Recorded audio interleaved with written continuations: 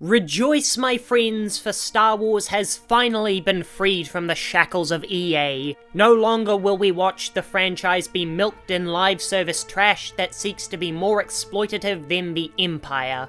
Now we finally get to see a broad view of different Star Wars projects from a diverse range of teams that truly flesh out the universe in the way only video games could. Now, it's not fair to say EA completely fumbled the franchise. The Star Wars Jedi games were good in their own right, and I'm looking forward to the new projects from Respawn. But now we get to see what other teams can do with Star Wars, like Quantic Dream? Oh god, I'm gonna have to watch a Twi'lek slave get assaulted in the shower, aren't I? Just kidding, Disney won't allow that. But it's not like David Cage has any other exciting storytelling tools in his arsenal. No, today we look at Ubisoft's newly unveiled Star Wars game and speculate how it can add more to this legendary franchise in the way only interactive media can. Star Wars Outlaws will be the first ever open-world Star Wars game, which feels incredibly weird to say, but that just goes to show how EA held the franchise hostage. And an open world in one of the most iconic universes of all time is something I personally can't wait for, especially with Ubisoft developing it. I know what you're thinking.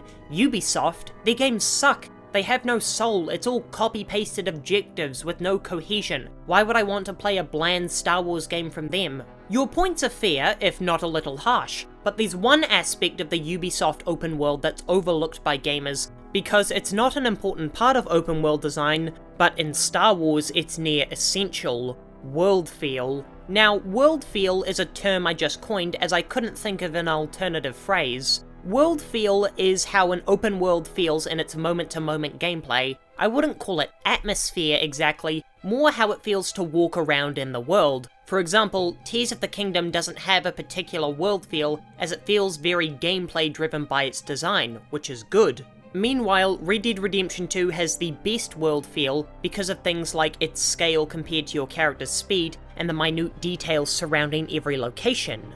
Ubisoft's open world games always have an excellent world feel, especially when they're adapting to real world locations. Simply read the reviews for Watch Dogs 2 from San Francisco-based outlets like IGN, and the critic lays heavy praise over the feel of San Francisco, with the one caveat of having 1000% less traffic. Furthermore, there are actually history professors that have used Assassin's Creed Odyssey in classes to demonstrate to students how ancient Greece looked, because the game is that accurate. Are both of these games hurt by the non-diegetic bandit camps and overused UI? Yes, absolutely, but the pure design of the open worlds is always heavily praised. So I'm absolutely ecstatic to see how Ubisoft will handle the adaptation of fictional locations. Between Outlaws and Avatar, I'd say I'm more excited for Avatar because that seems like something new for a resurging franchise. But Star Wars has yet to receive a truly open world. Now, I do question whether Outlaws will be open world or open zone like Pokemon Legends Arceus.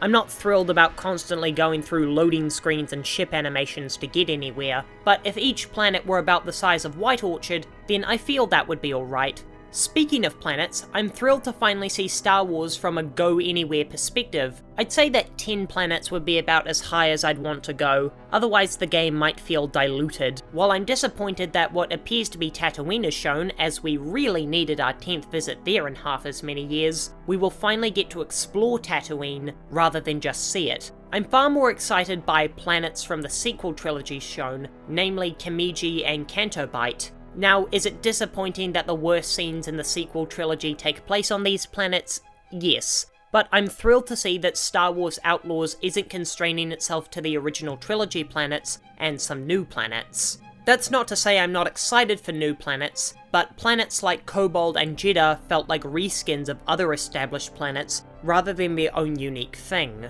Open world Star Wars from Ubisoft may not sound like an exciting idea, but I think we're underestimating this game. There are good signs like the minimized UI and a distinct lack of towers to climb. Now, do I think there will be an original bone in the body of this game? No. I can already see the influence of Red Dead with Deadeye and a Wanted system, but I'm still excited for Star Wars Outlaws because of Ubisoft's enchanting world feel.